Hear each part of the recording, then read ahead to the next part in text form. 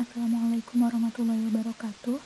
Perkenalkan, saya Fathul Izati NIM K1417038 akan memaparkan rencana penelitian saya yang berjudul Perbandingan Metode CHAID dan Regresi Logistik Biner dalam Klasifikasi Status Kemiskinan Rumah Tangga di Jawa Tengah, di bawah bimbingan Bapak Insinyur Muhammad Mashkur MS dan Bapak Dr. Farid Muhammad Effendi SSI MSI. Pokok bahasan kali ini terdiri atas 4 bagian, yaitu pendahuluan, tinjauan pustaka, data dan metode penelitian, dan yang terakhir, daftar pustaka. Pokok bahasan yang pertama yaitu pendahuluan. Latar belakang. Menurut data Badan Pusat Statistik, pada bulan Maret 2020 lalu, jumlah penduduk miskin di Jawa Tengah mencapai 3,98 juta orang, atau 11,41%. Angka tersebut meningkat sebesar 301.500 orang dibandingkan dengan jumlah penduduk miskin pada September 2019, yang berjumlah 3,68 juta orang, atau 10,58%. Berbagai upaya untuk menanggulangi masalah kemiskinan sudah dilakukan oleh pemerintah, seperti pemberian bantuan langsung tunai atau BLT dan bantuan sosial atau bansos. Namun, masih banyak bantuan yang diberikan tidak tepat sasaran. Untuk membantu pemerintah dalam mengatasi masalah tersebut, perlu adanya semacam model yang dapat mengklasifikasikan status kemiskinan rumah tangga miskin dan tidak miskin di Jawa Tengah. Penelitian sebelumnya yang dilakukan oleh Nurfadila 2019 mengklasifikasikan status kemiskinan rumah tangga di Jawa Barat menggunakan metode random forest. Sedangkan Zula et al. 2020 mengklasifikasikan status kemiskinan rumah tangga di Kabupaten Wonosobo menggunakan metode SPM dan CHART. Metode lain yang dapat digunakan dalam pengklasifikasian diantaranya metode T-Square Automatic Interaction Detection atau CHID dan regresi logistik. Metode CHID merupakan suatu metode eksplorasi yang dapat digunakan untuk mengetahui hubungan antara peubah respon dengan peubah penjelas. Selain itu, juga secara otomatis dapat mendeteksi adanya interaksi antar peubah penjelas. Kelebihan dari metode ini adalah hasilnya berupa dendrogram sederhana yang dapat memberikan informasi mengenai hubungan terstruktur antara peubah respon dengan peubah penjelas yang mudah dimengerti. Sedangkan regresi logistik dapat menjelaskan hubungan antara peubah respon yang berskala kategorik dengan peubah penjelas yang berskala kontinu dan kategorik. Regresi logistik memiliki nilai rasio odds yang dapat digunakan untuk menunjukkan seberapa besar pengaruh dari suatu kategori dalam peubah penjelas terhadap peubah respon yang dibandingkan dengan kategori yang menjadi referensinya. Metode CHAID dan regresi logistik memiliki kelebihan dan kekurangannya masing-masing. Oleh karena itu, akan dibandingkan metode manakah yang lebih baik dalam mengklasifikasikan status kemiskinan rumah tangga di Jawa Tengah. Tujuan dari penelitian ini adalah melakukan pemodelan klasifikasi status kemiskinan rumah tangga di Provinsi Jawa Tengah dengan menggunakan metode CHAID dan regresi logistik biner, serta membandingkan metode CHAID dan regresi logistik biner dalam klasifikasi status kemiskinan rumah tangga di Provinsi Jawa Tengah. Pokok bahasan selanjutnya yaitu tinjauan pustaka. Konsep yang digunakan oleh Badan Pusat Statistik dalam mengukur kemiskinan adalah konsep kemampuan memenuhi kebutuhan dasar atau basic needs approach. Metode yang digunakan yaitu dengan menghitung garis kemiskinan. Garis kemiskinan sendiri merupakan penjumlahan dua komponen, yaitu garis kemiskinan makanan dan garis kemiskinan bukan makanan. Penduduk yang dikategorikan sebagai penduduk miskin adalah penduduk yang memiliki rata-rata pengeluaran per kapita per bulan di bawah garis kemiskinan. Analisis CHAID menunjukkan variabel penjelas yang paling signifikan beserta interaksinya dengan variabel respon melalui diagram pohon dengan menggunakan kriteria uji statistik T-Square, metode Van-Perroni, dan algoritma penggabungan kategori.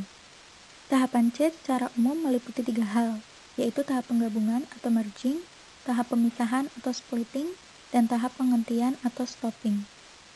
Berikut merupakan gambar ilustrasi dendrogram CHAID. Menurut Hosmer dan Lemesow, Regresi logistik biner merupakan teknik analisis statistika yang digunakan untuk menganalisis hubungan antara peubah respon kategorik yang bersifat biner dengan satu atau lebih peubah penjelas yang berupa peubah kategorik atau numerik. Model regresi logistik dengan P peubah penjelas dapat dilihat di layar. Untuk menguji peranan peubah penjelas di dalam model secara bersama-sama, digunakan statistik uji G. Sedangkan untuk menguji parameter beta I secara parsial, digunakan uji statistik Wald. Salah satu metode pereduksian peubah penjelas yang digunakan dalam analisis regresi, baik linear maupun logistik, adalah backward elimination. Interpretasi koefisien dari model ini dapat dilakukan dengan melihat nilai rasio odds-nya. Rasio odds didefinisikan sebagai berikut, di mana beta I merupakan koefisien dari model regresi logistik. Ketidakseimbangan data merupakan kondisi di mana suatu kelas data memiliki lebih banyak amatan dibandingkan dengan kelas lainnya. Jika kondisi ini diabaikan, akan mengakibatkan pengklasifikasian cenderung diliputi oleh kelas mayor dan mengabaikan kelas minor. Berbeda dengan prinsip metode oversampling yang memperbanyak amatan secara acak, metode SMOTE memperbanyak amatan dari kelas minor agar jumlahnya setara dengan jumlah amatan yang ada di kelas mayor, dengan membuat data baru berdasarkan K tetangga terdekat. Jika peubahnya numerik, penentuan jarak menggunakan jarak Euclidean. Sedangkan jika peubahnya kategorik, rumus perhitungan jarak yang digunakan menurut Coase dan Salzburg adalah Value Difference Matrix atau VDM. Berikut merupakan gambar ilustrasi dari SMOTE. Pengukuran kinerja suatu model klasifikasi perlu dilakukan untuk memberikan gambaran seberapa baik model tersebut dalam mengklasifikasikan data dengan tepat. Metode yang dapat digunakan untuk mengukur kinerja suatu model tersebut diantaranya matriks konfusi dan kurva ROC. Matriks konfusi memberikan informasi mengenai kelas sebenarnya dan kelas prediksi. Matriks konfusi yang akan digunakan dalam penelitian ini adalah matriks konfusi yang disajikan pada layar. Nilai spesifisitas, sensitivitas, dan akurasi dapat dihitung melalui persamaan yang tertera pada layar. Kurva ROC menunjukkan kinerja model klasifikasi melalui grafik 2 dimensi. Sumbu X menunjukkan nilai peluang salah positif atau satu main spesifisitas, sedangkan sumbu Y menunjukkan nilai prediksi benar positif atau sensitivitas.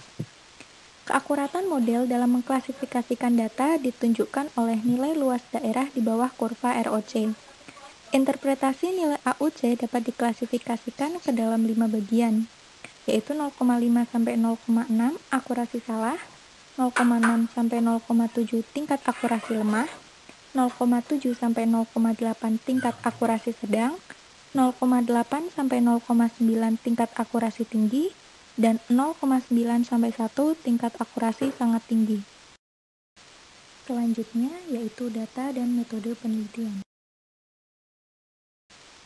Data yang digunakan dalam penelitian ini adalah data sekunder yang berasal dari Survei Sosial Ekonomi Nasional atau Susenas 2020 yang dilakukan oleh Badan Pusat Statistik untuk wilayah Provinsi Jawa Tengah. Peubah yang diamati dalam penelitian ini terdiri atas 1 peubah respon dan 12 peubah penjelas. Peubah-peubah yang digunakan beserta keterangannya dapat dilihat pada layar.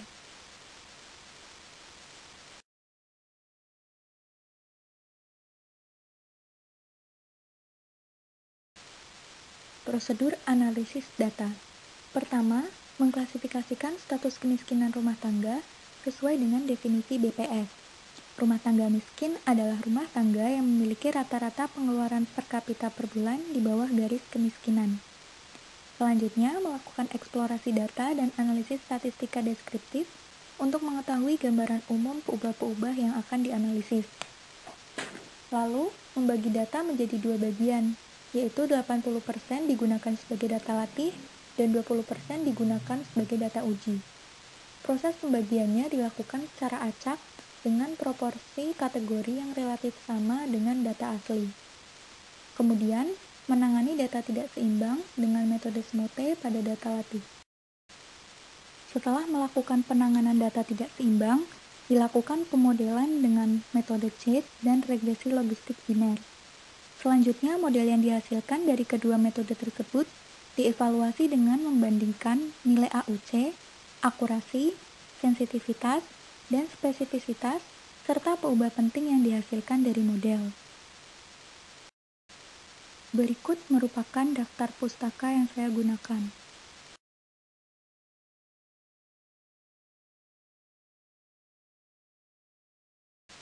Sekian, terima kasih. Wassalamualaikum warahmatullahi wabarakatuh.